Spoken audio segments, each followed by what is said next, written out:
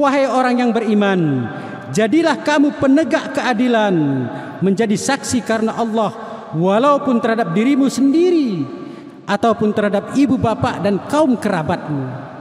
Dan ini, ayat ini mencerminkan bahwa sistem kemanusiaan termaktub di dalam Al-Quran, dan kita untuk diperintahkan menjadi manusia yang berlaku adil dan menghargai peradaban manusia. Assalamualaikum warahmatullahi wabarakatuh. Jamaah dimanapun berada, jangan lupa dukung dan tonton terus channel Masjid Agung At-Taqwa Kota Cani. Tonton, subscribe, like, share, and comment. Assalamualaikum warahmatullahi wabarakatuh.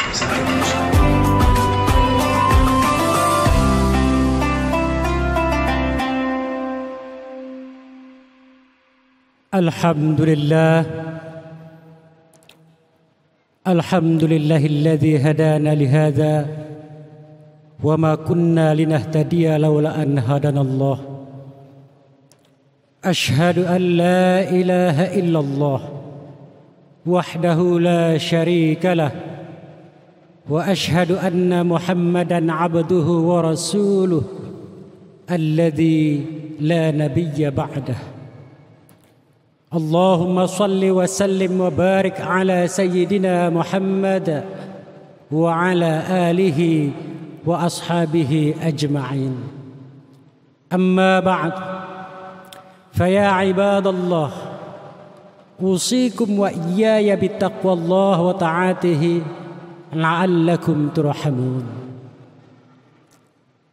Faqala Allah ta'ala fi kitabihil karim, أعوذ بالله من الشيطان الرجيم بسم الله الرحمن الرحيم يا أيها الذين آمنوا اتقوا الله حق تقاته ولا تموتن إلا وأنتم مسلمون صدق الله العظيم. Kaum muslimin sidang jamaah Jumat yang dirahmati Allah, marilah kita senantiasa meningkatkan puja dan rasa syukur kita kepada kehadirat Allah Subhanahu wa ta'ala. Allah yang telah melimpahkan rahmat dan kasih sayangnya, sehingga pada hari yang mulia ini kita dapat berkumpul di masjid kebanggaan kita ini untuk melaksanakan sholat Jumat. Salawat dan salam tak lupa pula kita hadiahkan pahalanya kepada junjungan alam Nabiyuna Muhammad sallallahu alaihi wasallam, yang telah membawa umat manusia minaz zulumat ilan nur. Kaum muslimin sidang jamaah Jumat yang dirahmati Allah, 2 hari yang lalu kita selaku bangsa Indonesia yang bertempat di negara Kesatuan Republik Indonesia memperingati hari lahirnya Pancasila sebagai dasar kita bernegara. Kaum muslimin sidang jamaah Jumat yang dirahmati Allah, sebagaimana setelah kita ketahui, Islam tidak dapat dipisahkan dari politik. Batas antara ajaran Islam dengan persoalan politik sangat tipis sekali, sebab ajaran Islam mengatur berbagai aspek kehidupan manusia, termasuk di dalamnya persoalan politik dan persoalan ketatanegaraan. Peristiwa hijrahnya Nabi Muhammad sallallahu alaihi wasallam ke Yathrib merupakan permulaan berdirinya pranata sosial politik dalam sejarah perkembangan manusia. Di Madinah beliau telah membentuk negara yang pada akhir sampai dengan akhir hayat beliau memiliki kekuasaan di seluruh semenanjung Arabia. Kedudukan Nabi Muhammad sallallahu alaihi wasallam di Madinah bukan saja sebagai pemimpin agama, tetapi juga kepala negara dan pemimpin pemerintahan. Kota Madinah dihuni oleh masyarakat yang multi etnis dan keyakinan agama yang beragam. Peta sosiologis masyarakat Madinah pada saat itu secara garis besar terdiri dari 3 golongan besar. Yang pertama orang mukmin, yang terdiri dari kaum Muhajirin dan kaum Ansar. Yang kedua, orang-orang Yahudi yang terdiri dari beberapa kelompok suku yang kita kenal dengan ada Bani Qainuqa, ada Bani Nadir, dan ada Bani Quraidah. Dan kelompok ketiga adalah pemeluk agama tradisi nenek moyang, yaitu penganut paganisme, yaitu para penyembah berhala. Pluralitas masyarakat Madinah tersebut tidak luput dari pengamatan Nabi Muhammad sallallahu alaihi wasallam. Beliau menyadari tanpa adanya acuan bersama yang mengatur pola hidup masyarakat yang majemuk itu, konflik-konflik di antara berbagai golongan itu akan menjadi konflik terbuka dan pada suatu saat akan mengancam persatuan dan kesatuan kota Madinah. Hal inilah yang mendasari terbentuknya Piagam Madinah sebagai siasat untuk membina kesatuan hidup berbagai golongan yang berhidup di Madinah. Kaum muslimin sidang jamaah Jumat yang dirahmati Allah. Maka tidak heran dalam Piagam Madinah itu dirumuskan kebebasan beragama, hubungan antar kelompok, kewajiban mempertahankan kesatuan hidup dan lain-lain. Berdasarkan Piagam Madinah itulah warga Madinah yang majemuk secara politis dapat dibina oleh Rasulullah sallallahu alaihi wasallam. Piagam Madinah ini juga mengandung peraturan-peraturan yang berasaskan syariat Islam bagi pemeluknya dan menempatkan kepentingan suku dan ras lainnya untuk mengatur kehidupan bernegara dan bermasyarakat. Lewat perjanjian ataupun Piagam Madinah itu, Nabi Muhammad sallallahu alaihi wasallam telah mencontohkan prinsip konstitusionalisme dalam perjanjian dengan segenap warga Madinah saat itu. Piagam Madinah itu dibuat dan mengikat seluruh penduduk yang ada di kota Madinah yang terdiri dari berbagai kaum dan kabilah. Kaum muslimin sidang jamaah Jumat yang dirahmati Allah. Berkenaan dengan di negeri kita ini, berawal dari kekalahan Jepang pada Perang Dunia Kedua. Kemudian ada peluang bagi masyarakat Indonesia untuk memerdekakan diri. Kemudian peluang itu dibuka lagi dengan adanya usaha-usaha persiapan kemerdekaan Republik Indonesia untuk membahas dasar-dasar negara. Indonesia adalah identitas sebuah bangsa yang majemuk.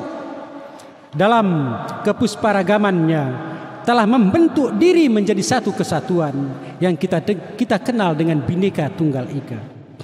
Maka untuk merumuskan sebuah dasar negara harus memperhatikan kemajemukan dan mengakomodasi kepentingan berbagai ras dan golongan yang beragam itu demi terciptanya keamanan dan kesejahteraan hidup dalam berbangsa dan bernegara. Pada tanggal 1 Juni 1945, Presiden Republik Indonesia yang pertama, Presiden Soekarno, menyampaikan ide serta gagasan terkait dengan dasar negara yang dinamakan dengan Pancasila. Gagasan tersebut memuat ide kebangsaan, ide nasionalisme, ide kemanusiaan, ide demokrasi, ide keadilan sosial, dan yang terpenting adalah adanya ide tentang ketuhanan yang Maha Esa. Maka pada 1 Juni itulah kita peringati sebagai hari lahirnya Pancasila. Untuk menyempurnakan rumusan Pancasila dan membuat undang-undang dasar yang berlandaskan 5 asas tersebut, maka dibentuklah tim 9 yang terdiri dari beberapa golongan masyarakat. Ada golongan nasionalis, ada golongan agamis, dan semuanya bersepakat bahwa kita memiliki sebuah dasar negara yang mampu mengakomodir semua kepentingan antar golongan. Setelah melalui proses persidangan, akhirnya Pancasila berhasil dirumuskan untuk dicantumkan di dalam mukaddimah Undang-Undang Dasar 1945. Akhirnya Pancasila disahkan dan nyatakan resmi sebagai dasar negara Indonesia merdeka pada sidang Panitia Persiapan Kemerdekaan Indonesia tanggal 18 Agustus 1945. Kaum muslimin sidang jamaah Jumat yang dirahmati Allah. Perumusan dasar negara yang terjadi di negeri ini sedikit banyaknya mirip dengan kelahiran Piagam Madinah yang digagas oleh Rasulullah sallallahu alaihi wasallam dalam membangun sebuah tatanan bernegara yang multisuku dan agama. Piagam Madinah itu menampung dan mengakomodir semua kepentingan demi terciptanya stabilitas politik dalam rangka menciptakan kehidupan yang aman dan damai. Karena keamanan dan kedamaian sebagai modal utama untuk membangun negara yang berdaulat, adil dan makmur. Bagi umat Islam di Indonesia, penerimaan Pancasila sebagai dasar negara merupakan keputusan yang sangat tepat, karena Pancasila dibangun dan mendapatkan pengakuan para alim ulama. Di antaranya ada Hadratus Syekh Kiai Haji Hashim Asy'ari. Beliau sebelum menerima Pancasila sebagai dasar negara, beliau melakukan berbagai perenungan, pemikiran, bahkan sholat istikharah, dan pada akhirnya beliau mendapatkan dan berkeyakinan bahwa Pancasila dijadikan sebagai dasar negara, sejalan dan senapas dengan Islam. Maka pada saat itu semua golongan Islam secara prinsip menerima Pancasila sebagai dasar negara. Pancasila merupakan ideologi bangsa Indonesia, dibangun berlandaskan ketuhanan yang Maha Esa. Maka sejatinya tidak perlu diragukan lagi bahwa Pancasila senapas dan yang termuat di dalam butir-butir Pancasila. Di sila pertama tentang ketuhanan yang Maha Esa, itu senapas dengan surat Al-Ikhlas, Qul huwallahu ahad, Allahus samad, lam yalid wa lam yulad wa lam yakul lahu kufuwan ahad. Demikian juga dengan sila yang kedua, kemanusiaan yang adil dan beradab. Alinea ini semua termaktub di dalam Al-Quran, sebagaimana terdapat dalam surat An-Nisa ayat 135 yang artinya, wahai orang yang beriman, jadilah kamu penegak keadilan, menjadi saksi karena Allah, walaupun terhadap dirimu sendiri ataupun terhadap ibu bapak dan kaum kerabatmu.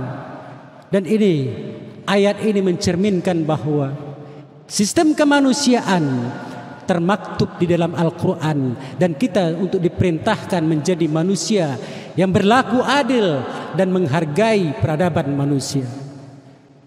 Kaum muslimin sidang jamaah Jumat yang dirahmati Allah, Nabi Muhammad sallallahu alaihi wasallam sebagai pembawa wahyu merupakan seorang rasul yang hadir untuk membawa keadilan yang setara bagi semua makhluk di muka bumi. Maka kemudian Islam menjadi rahmatan lil alamin, rahmat bagi sekalian alam. Demikian juga di Indonesia, semua berada pada posisi yang setara, meskipun kita semua tahu bahwa Indonesia terdiri dari ratusan suku dan bangsa, demikian juga bahasa dan budaya. Maka disinilah letak keistimewaan Pancasila yang telah mampu menjadi perekat umat karena memang sejalan dengan nilai-nilai keislaman. Demikian juga dengan sila ketiga, persatuan Indonesia. Di sini dalam surat Al-Hujarat ayat ke-13 Allah berfirman yang artinya, hai manusia, sesungguhnya kami menciptakan kamu dari seorang laki-laki dan seorang perempuan, dan menjadikan kamu berbangsa-bangsa dan bersuku-suku supaya kamu saling mengenal. Ayat ini juga tidak bertentangan dengan Pancasila, dan Pancasila sejalan dengan ayat Al-Quran tersebut, bahwa persatuan, kesatuan amat dipentingkan untuk menjaga stabilitas dan keamanan. Indonesia yang diberkahi dengan ratusan suku, budaya dan bahasa tentu saja harus diramu dengan sebaik-baiknya. Maka meskipun perbedaan-perbedaan itu, namun Allah merintahkan untuk saling mengenal agar tidak terjadi perpecahan dan tidak saling merasa paling tinggi di antara satu suku dengan suku lainnya. Karena yang membedakan di hadapan Allah adalah ketakwaan kepada Allah Subhanahu wa taala. Maka oleh karena itu kita harus memperkuat ukhuwah Islamiyah, kita memperkuat ukhuwah wataniyah, dan kita harus juga memperkuat ukhuwah basyariyah. Kaum muslimin sidang jamaah Jumat yang dirahmati Allah. Demikian juga dengan sila keempat. Hal ini juga didapati dalam Al-Quran tentang pentingnya bermusyawarah, syura bainahum, untuk bermusyawarah, untuk menyelesaikan satu persoalan harus mengutamakan musyawarah dan mufakat. Dan inilah yang menjadi perekat kita setiap ada persoalan, setiap ada permasalahan, agar tidak terjadi konflik berkepanjangan, tidak terjadi konflik terbuka. Maka musyawarah itu menjadi salah satu solusi untuk meredam semua perbedaan. Kaum muslimin sidang jamaah Jumat yang dirahmati Allah. Demikian juga dengan sila yang kelima, keadilan sosial bagi seluruh rakyat Indonesia, sesuai dengan surat An-Nahl ayat 90. Innallaha ya'muru bil 'adli wal ihsan wa ita'i dzil qurba wa yanha 'anil fahsya'i wal munkari wal baghi ya'idukum la'allakum tadhakkarun. Dalam ayat ini menjelaskan bahwa sesungguhnya Allah menyuruh kita berlaku adil dan berbuat kebajikan, memberi kepada kaum kerabat, dan Allah melarang kita dari perbuatan keji dan kemungkaran dan permusuhan, dan memberi pengajaran kepada kamu agar kamu dapat mengambil pelajaran. Kaum muslimin sidang jamaah Jumat yang dirahmati Allah, kita selaku umat Islam, persoalan Islam sebagai dasar negara itu sudah menjadi keputusan final. Walaupun kita selaku umat Islam yang mayoritas dan memiliki saham paling besar di negeri ini, tetapi kita tetap berlapang dada, berbesar hati menerima Pancasila sebagai dasar negara kita. Kaum muslimin sidang jamaah Jumat yang dirahmati Allah, memang dengan banyaknya suku, bangsa, bahasa dan budaya di negeri ini, memang itu menjadi sebuah potensi untuk terjadinya konflik, potensi untuk terjadinya perpecahan bangsa ini.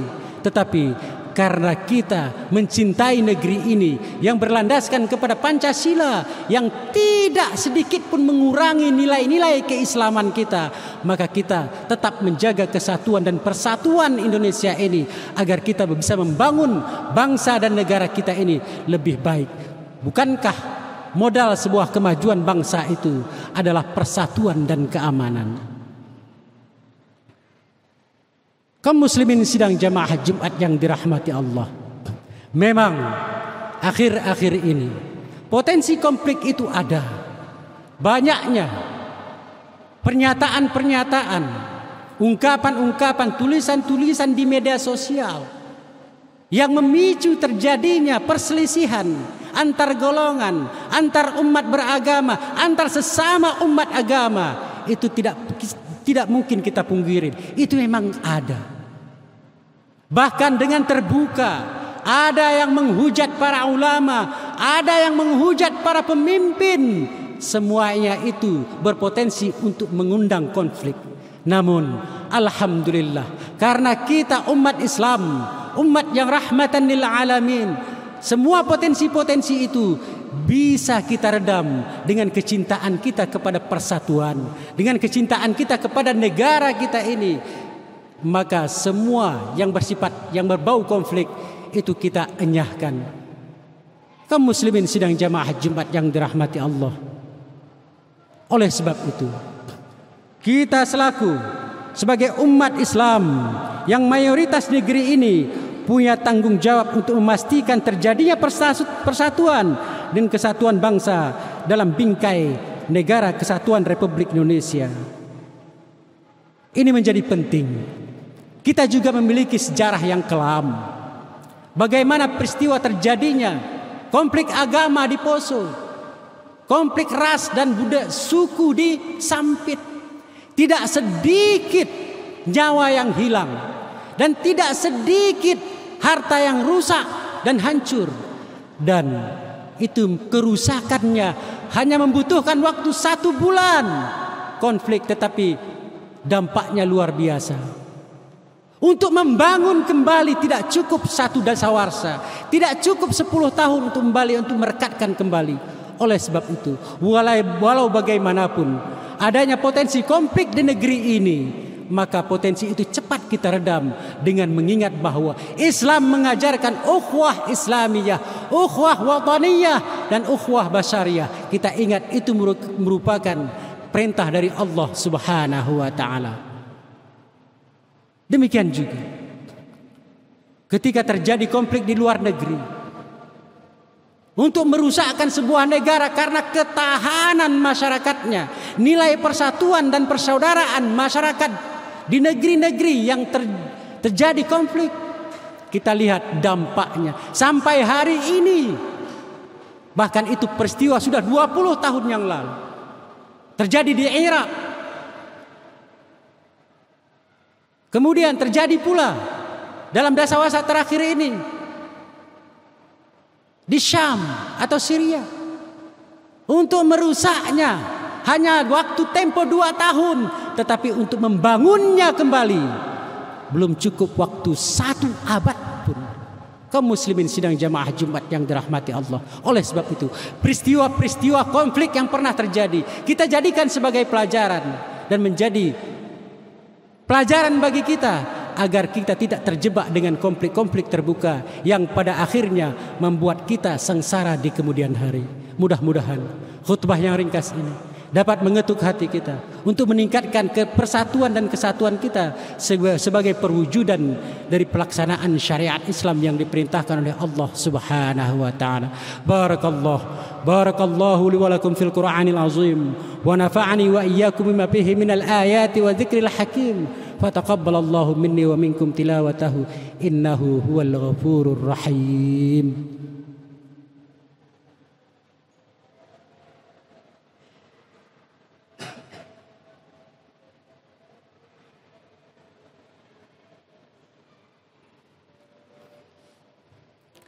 Innal hamdalillah nahmaduhu wa nasta'inuhu wa nastaghfiruh wa na'udzu billahi min syururi anfusina may yahdihillahu fala mudilla lahu wa may yudlilhu fala hadiya lahu. Ashhadu an la ilaha illallah wahdahu la syarika lahu wa ashhadu anna Muhammadan 'abduhu wa rasuluhu alladzi la nabiyya ba'dahu. اللهم صل وسلم وبارك على سيدنا محمد وعلى آله وأصحابه أجمعين. فيا عباد الله اتقوا الله اتقوا الله اتقوا الله حق تقاته ولا تموتن إلا وأنتم مسلمون. فقال الله تعالى في كتابه الكريم أعوذ بالله من الشيطان الرجيم بسم الله الرحمن الرحيم يا أيها الذين آمنوا اتقوا الله حق تقاته ولا تموتن إلا وأنتم مسلمون. وقال في آيات الأخرى إن الله وملائكته يصلون على النبي يا أيها الذين آمنوا صلوا عليه وسلموا تسليما. اللهم صل على محمد وعلى آل محمد كما صليت على إبراهيم وعلى آل إبراهيم وبارك على محمد وعلى آل محمد كما باركت على إبراهيم وعلى آل إبراهيم في العالمين إنك حميد مجيد. اللهم اغفر للمسلمين والمسلمات والمؤمنين والمؤمنات الأحياء منهم والأموات برحمتك يا أرحم الراحمين. ربنا ظلمنا أنفسنا wa illam taghfir lana wa tarhamna lanakunanna minal khasirin. Rabbana hab lana min azwajina wa dhurriyyatina qurrata a'yun waj'alna lil muttaqina imama. Rabbana atina fid dunya hasanah wa fil akhirati hasanah wa qina azaban nar. Ibadallah, Inna Allah ya'muru bil adli wal ihsan wa ita'i dzil qurba wa yanha 'anil fahsya'i wal munkari wal baghi ya'idukum la'allakum tadhakkarun wa la dzikrullahu akbar. Aqimis shalah. Wahai orang yang beriman, jadilah kamu penegak keadilan, menjadi saksi karena Allah walaupun terhadap dirimu sendiri ataupun terhadap ibu bapak dan kaum kerabatmu. Dan ini ayat ini mencerminkan bahwa sistem kemanusiaan termaktub di dalam Al-Quran, dan kita untuk diperintahkan menjadi manusia yang berlaku adil dan menghargai peradaban manusia.